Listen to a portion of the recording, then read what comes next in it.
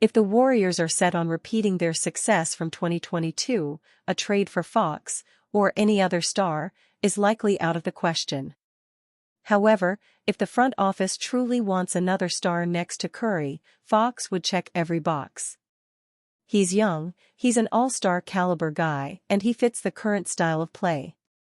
Still, getting the Kings to play ball would be no easy feat, and given the change Curry would have to make, and the current blueprint for success, you shouldn't expect anything to come from this trade proposal. At least, no in the near future. The Warriors are going deeper than any team in NBA history. Golden State is boldly going where no NBA team has gone before, a 12-man rotation.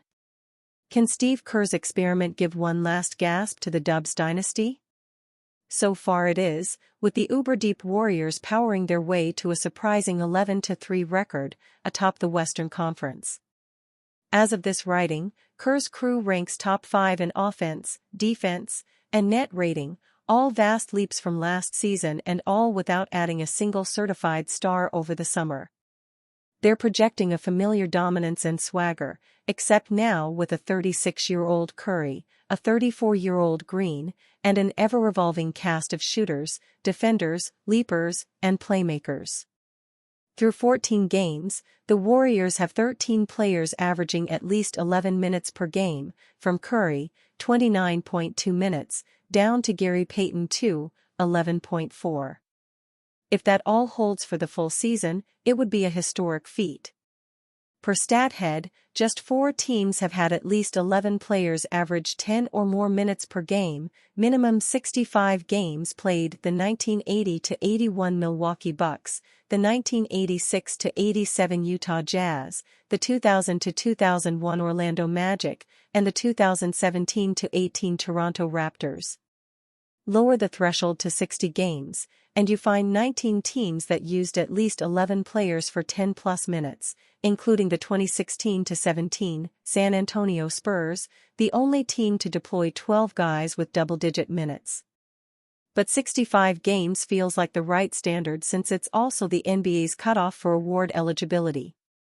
Kerr's scheme did take a small hit Wednesday, when the Warriors announced that DeAnthony Melton, who had been averaging 20 minutes, would undergo season-ending ACL surgery. But that still leaves 12 players in double-digit minutes, and would anyone be surprised if Kerr started giving 10 minutes a game to Gue Santos? One bit of historical context: until 2005, NBA teams could carry only 12 players, plus an injured reserve list, whereas today, they can carry up to 15. Teams are also permitted to use all 15 players in a game now, a wrinkle instituted in 2021. So Kerr has more latitude to expand and tinker than most of his predecessors did. Sure enough, the Warriors have leaped from a middling defensive team, 15th last season, to elite, 4th as of this writing. And their bench output, 55 points per game, leads the league by a considerable margin. One other minor caveat to Kerr's 13-man experiment: not every player has appeared in every game. But most of them are playing most nights. The game-to-game variance is part of the challenge. Take Waters, for example. He arrived in camp as a relative afterthought, an undrafted prospect who spent time in the G League and 3 years as a part-time player for the Thunder, who in June traded him to the Warriors for a second-round pick. With Klay Thompson's departure to Dallas, the Warriors had a vacancy in the rotation. But Waters landed with no expectations or promises of playing time, joining a crowded guard core featuring Curry, veterans Buddy Hield and Melton, and Warriors holdovers Brandon Podziemski, Moses Moody, and Payton. It's probably too early to contemplate any of these things. There's still a lot of season to go, and potentially a lot of landmines for the Warriors to navigate between now and next spring.